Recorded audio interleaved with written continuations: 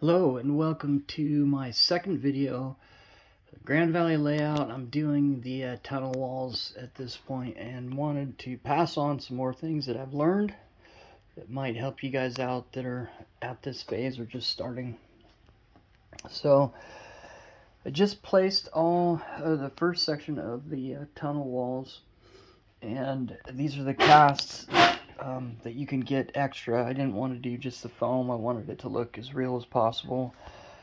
Glued them in place and put some cloth and extra plaster on it to really get them down there hard. To make these fit, though, you need to add some extra foam on there. These are 1-inch blocks, so it comes out a little bit further.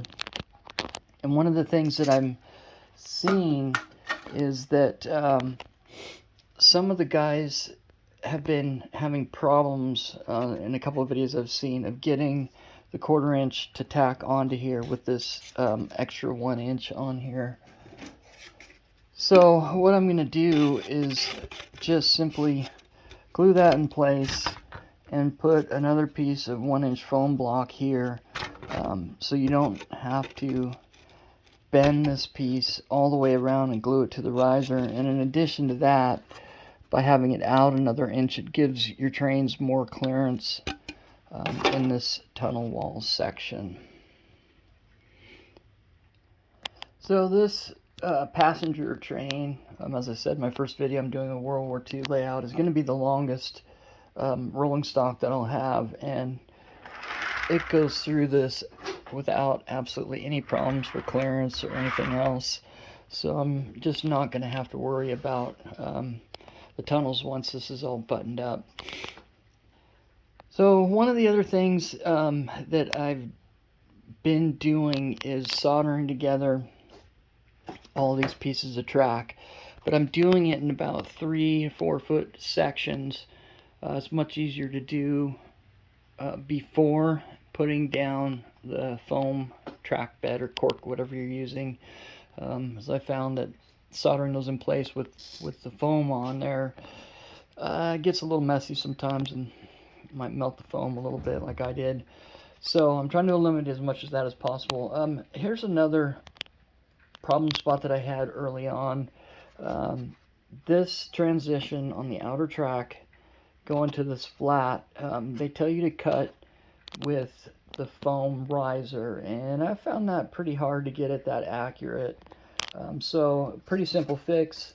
Just put cloth over this section and put some extra plaster on top and sanded it down completely level. Now I have a perfect transition on the spot where before it was really bumping and really having a hard time there. So I've gone over at this point and smoothed out every single connection on this layout to make sure that I'm not going to have any issues later, which is, I think, a really good thing to do. One of the things that I had to do, because I'm soldering these tracks together, at all of these joints right here where they are soldered, you have a little bit of a bump, so it was a pretty easy fix there. Just sand it down and use the little track cleaner block that you can get from Woodland Scenics, and that came out really well. So I'm really confident that everything on here is ready to go for the next step. So one of the other things that I've found I got the Atlas track pack that goes with the Grand Valley, and even if you put these risers on absolutely perfect, this track does not fit on a couple of these curves. And I've noticed a couple other guys posting videos with the same problem. You can see like this outside on this upper track is right out towards the edge, and this back here, this inner circle, is also, when it's in place, is right about there, so it's really close to the edge, and I'd rather have that centered up so the ballast looks a little bit better and it's laying completely on the flat surface. So what I'm going to do is probably just cut a 1/2 inch or so off of here, and that'll sit over there, which will suck this part of the track back in all the way around this corner. And then you can move this inner track up a little bit too and fudge it so there's a better fit there as well.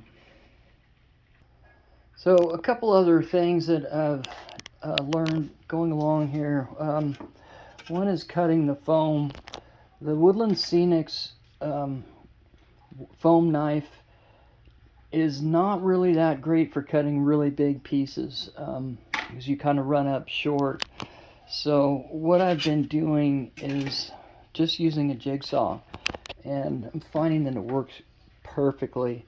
You can just get a blade with a lot of teeth per inch, like 20 teeth per inch, just a fine metal blade.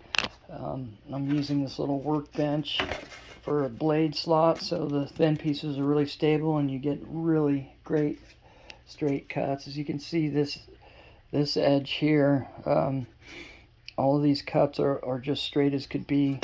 I really didn't have good luck with cutting with the foam knife. I kind of ended up with wonky looking pieces like this. That could be my shaky hands, but anyways, I found the jigsaw to work much better for that, and I probably will use that to cut the curves for the profile boards for the mountains. I think that'll work good too.